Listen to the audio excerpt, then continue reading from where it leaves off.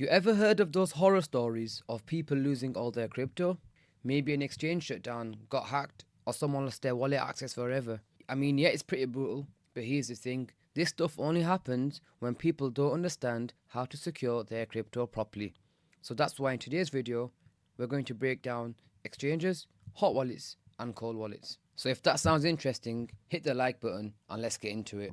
So just really quick, an exchange is the easy option but risky. Hot wallets are convenient but vulnerable, and cold wallets are ultra secure but not for everyone. So now let's jump into the easy but risky option, exchanges. So a platform like Binance, Coinbase, Kraken, Crypto.com, these are classed as custodial exchanges.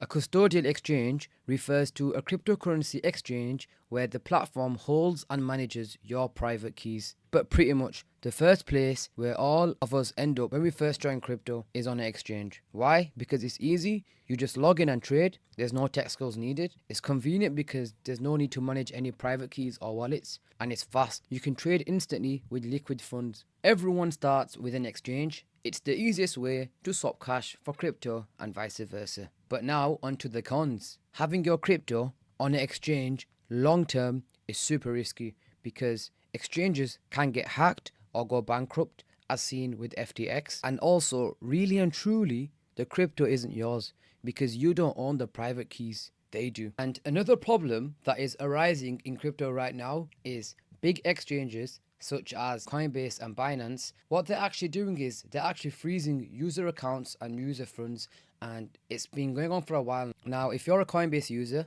I did make a quick video on this because Coinbase users are especially getting targeted, and the Coinbase customer support is not doing anything about it, so make sure you check it out. So pretty much, for beginners, start here. It's simple and user friendly. Now, if you're here for long term, avoid it and move your crypto to a more secure wallet. Use exchanges for trading, not for storing crypto long term. Moving on to hot wallets now, the likes of MetaMask, Trust Wallet, and Phantom, etc. This is where you actually own your own crypto, but it's still connected to the internet, so it's convenient, but still risky. The pros of this is that you own your own private keys, meaning full control of your crypto. It's easy to access, great for DeFi, NFTs, and daily transactions, and it's free to use. You just download the app and you're good to go. Moving on to the cons. Since it's online, it's vulnerable to hacks, malware, and phishing scams. If you lose your private key or seed phrase, you're done because there's no recovery for that. And if your device is compromised, hackers can drain your wallet instantly, which is super common when it comes to crypto. So people who are frequently making transactions should be using a hot wallet. You just have to make sure you secure it properly, use a strong password, enable two-factor authentication, and never ever share your seed phrase. Finally, moving on to the safest option, cold wallets. Cold wallet is offline and isn't connected to any internet or crypto network. It's the safest option and it's almost impossible to get hacked. It's ultra secure. Since it's offline, hackers can't access it.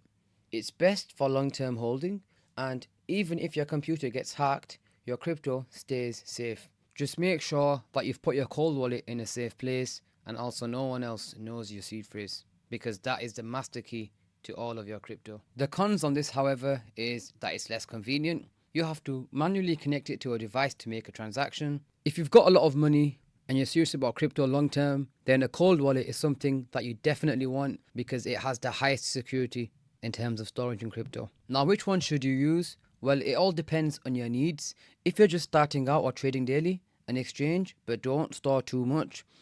If you need quick access and control, I'd recommend using a hot wallet. But if you want maximum security, then go for a cold wallet.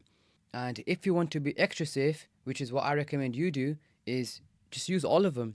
Keep a small amount in a hot wallet for daily use and store your main holdings in a cold wallet. And with the exchange, it's perfect for exchanging cash into crypto and vice versa, and also exchanging your crypto into a hot wallet. Yeah, so that's just a quick rundown on exchanges, hot wallets and cold wallets. Each has its place depending on how you use crypto. Just let me know in the comment section below what's your favorite exchange and favorite cold wallet, because for me personally, I like Kraken and Trezor, but let me know in the comment section down below what you guys use. Yeah, so I hope you found this video valuable. If you did, be sure to like and subscribe, and I'll see you in the next one.